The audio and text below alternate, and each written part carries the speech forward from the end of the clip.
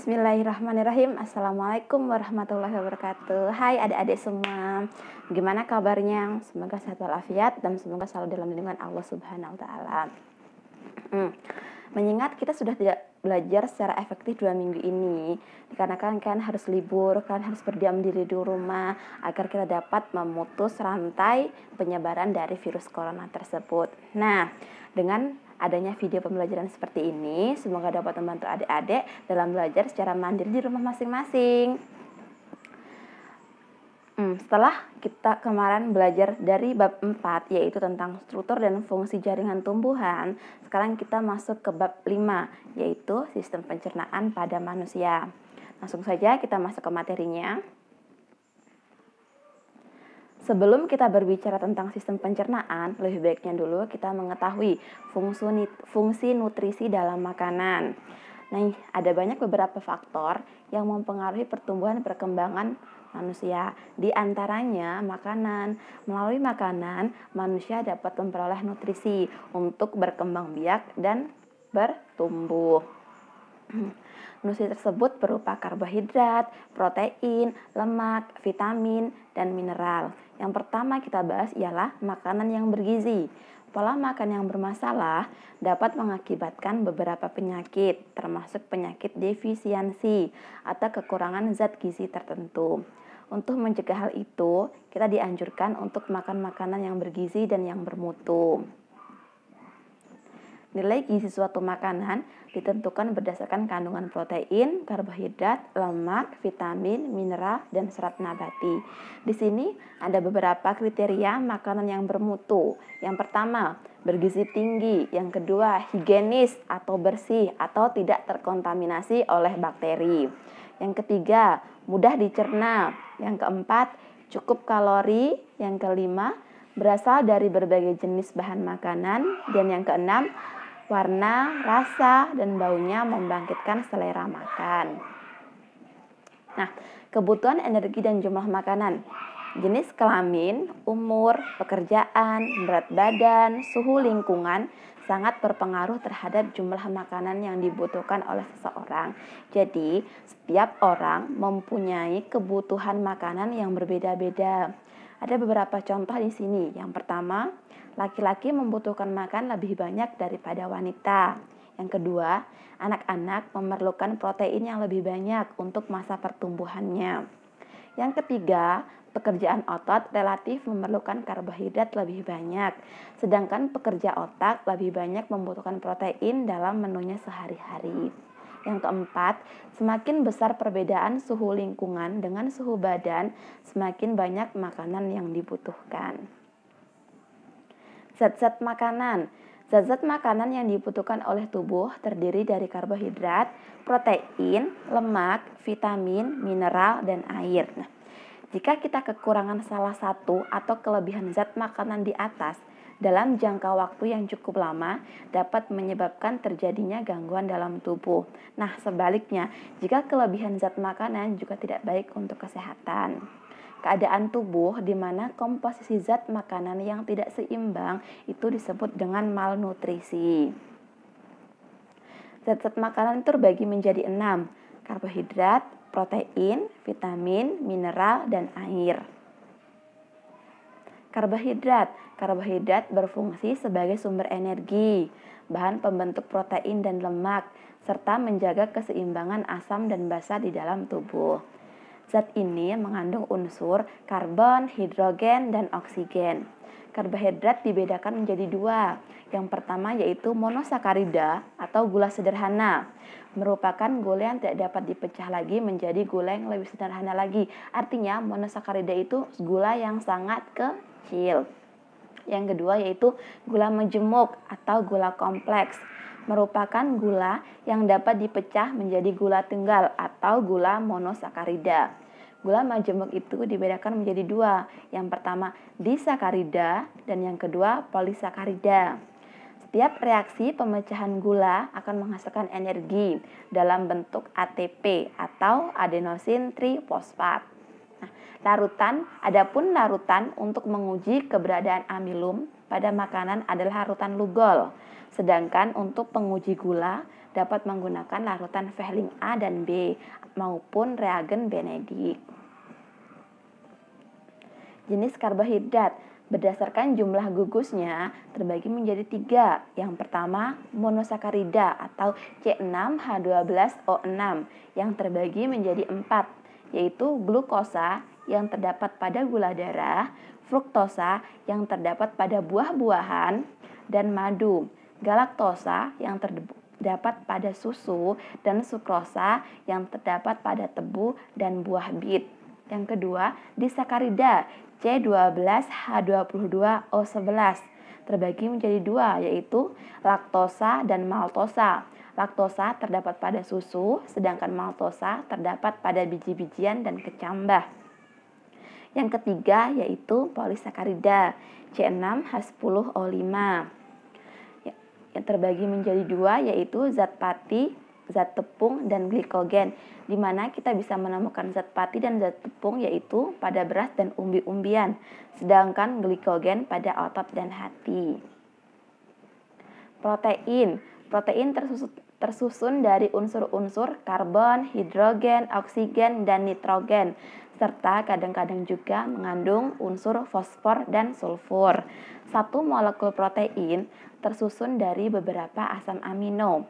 Terdapat 20 macam asam amino, 8 diantaranya disebut asam amino esensial yang harus didatangkan dari luar tubuh melalui makanan, yaitu isoleusin, leusin, lisin, metionin, fenilalanin, treonin, triptofan, dan valin.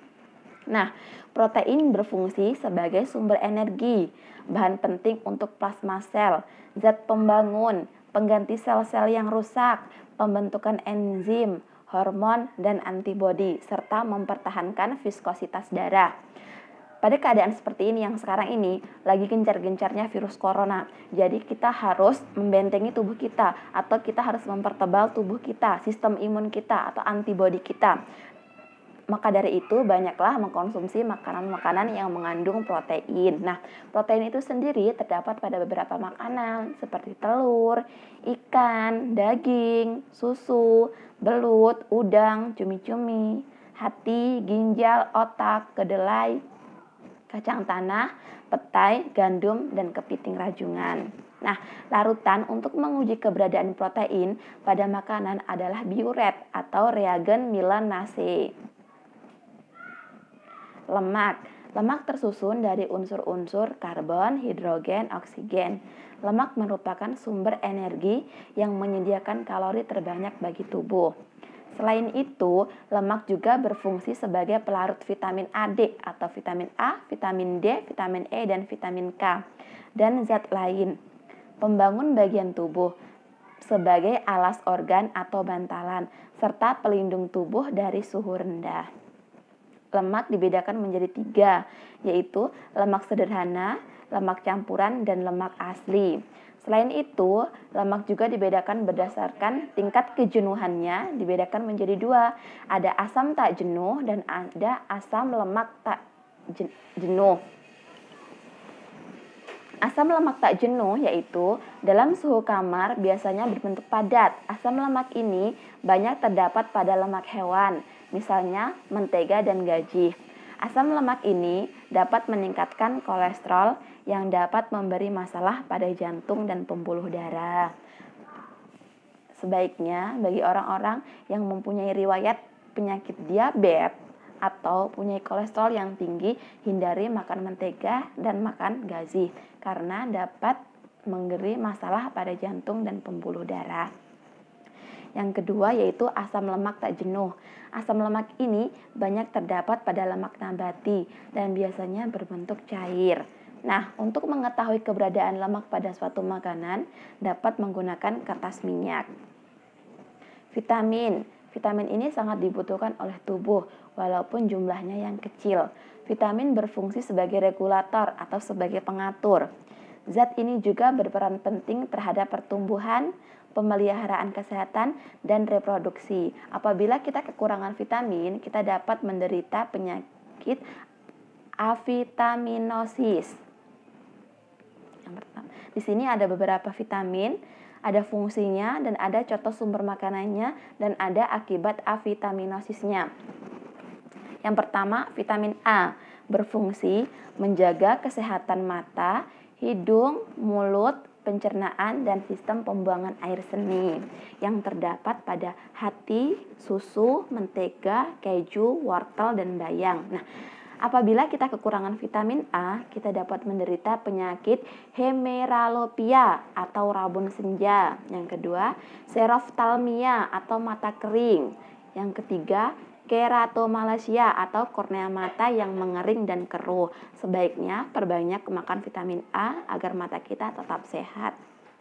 Yang kedua, vitamin B1 atau thiamin aneurin yang berfungsi membantu mengubah karbohidrat menjadi energi. Kita dapat temukan pada ragi, nasi, roti, serelia, hati, unggas, telur, ikan, buah, dan sayuran. Nah, apabila kita kekurangan vitamin B1, kita dapat menderita beri-beri. Selanjutnya, vitamin B2 atau riboflavin yang berfungsi membantu pengeluaran energi, menjaga kesehatan kulit, sekot lendir, dan susunan syaraf.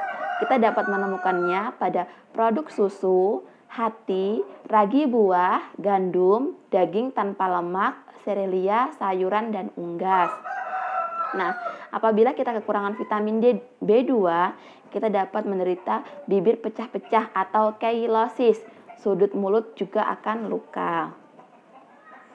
Vitamin H atau biotin yang berfungsi sebagai perantara metabolisme karbohidrat, lemak, dan protein. Nah, vitamin biotin ini atau vitamin H ini kita dapat temukan hampir di semua jenis makanan. Nah, apabila kita tidak mengkonsumsi vitamin H ini secara cukup, kita dapat menderita dermatitis atau radang kulit. Yang selanjutnya yaitu asam pantotenat, membantu metabolisme karbohidrat, lemak, dan protein. Kita dapat menemukannya pada telur, hati, kacang merah, kacang tanah, biji-bijian, sayuran, dan ikan. Apabila kita kurang mengkonsumsi asam pantotenat, kita dapat menderita alergi, mual, dan sakit perut. Selanjutnya, vitamin B12 membantu persenyawaan sel darah merah dan sel darah putih, serta membantu reaksi metabolisme. Kita dapat menemukannya pada hati, daging, telur, dan susu. Nah, apabila kita kekurangan vitamin B12, kita dapat menderita anemia pernisiosa. Selanjutnya, vitamin C atau asam askorbat yang berfungsi membantu mempertahankan dan memperbaiki jaringan yang berhubungan dengan tulang, gigi, tulang rawan, dan mempercepat pertumbuhan. Kita dapat menemukannya pada brokoli, toge, jeruk besar, dan sayuran. Nah, apabila kita kekurangan vitamin C, kita dapat mengalami skorbut, pendarahan kulit, dan kerusakan sendi. Selanjutnya, vitamin D atau kolekalsiferol yang berfungsi membantu metabolisme kalsium dan fosfor untuk menjaga tulang dan gigi. Kita dapat menemukannya pada makanan yaitu susu yang diperkaya minyak hati ikan. Apabila kita kekurangan vitamin D, kita dapat menderita rakitis. Lagi vitamin E, tokoferol yang berfungsi mencegah dan mempertahankan selaput sel. Kita dapat menemukan vitamin E pada minyak nabati, biji-bijian, sayur hijau, dan kecambah. Nah, vitamin E ini bagus dikonsumsi oleh ibu-ibu yang sedang mengandung. Karena apabila kita kekurangan vitamin E, bagi ibu yang sedang mengandung itu dapat beresiko keguguran. Selanjutnya, vitamin K yang berguna untuk persenyawaan protombin atau berguna untuk pembekuan darah yang kita dapat dari sayuran hijau, kedelai, dan hati sapi. Akibatnya, kita dapat menderita darah sukar membeku. Apabila kita terkena luka atau terkena sayatan benda tajam, darah kita tetap akan terus mengalir karena dia sukar untuk membeku. Mineral merupakan komponen yang vital bagi tubuh. Mineral penting untuk pembentukan hormon, tulang, gigi, dan darah. Kekurangan mineral mengakibatkan defisiensi. Yang pertama yaitu kalsium, berfungsi sebagai pembentukan tulang dan gigi, pembentukan darah, dan menjaga aktivitas syaraf serta otot. Didapat dari susu, sayuran hijau, kacang-kacangan, dan daging. Nah, apabila kita kekurangan kalsium, kita dapat menderita rakitis, kejang otot, osteoporosis, dan darah sukar membeku. Yang kedua yaitu fosfor, yang berfungsi sebagai pembentukan tulang dan gigi, kontraksi otot, aktivitas syaraf yang kita dapat dari susu, tepung, kacang-kacangan, daging, sayuran, telur, dan ikan. Nah, apabila kita kekurangan fosfor, kita dapat mengalami lesu, tulang dan gigi menjadi rapuh. Natrium, yang berfungsi sebagai komponen enzim DNA, RNA, dan ATP. Didapat dari daging, garam, mentega, dan produk peternakan.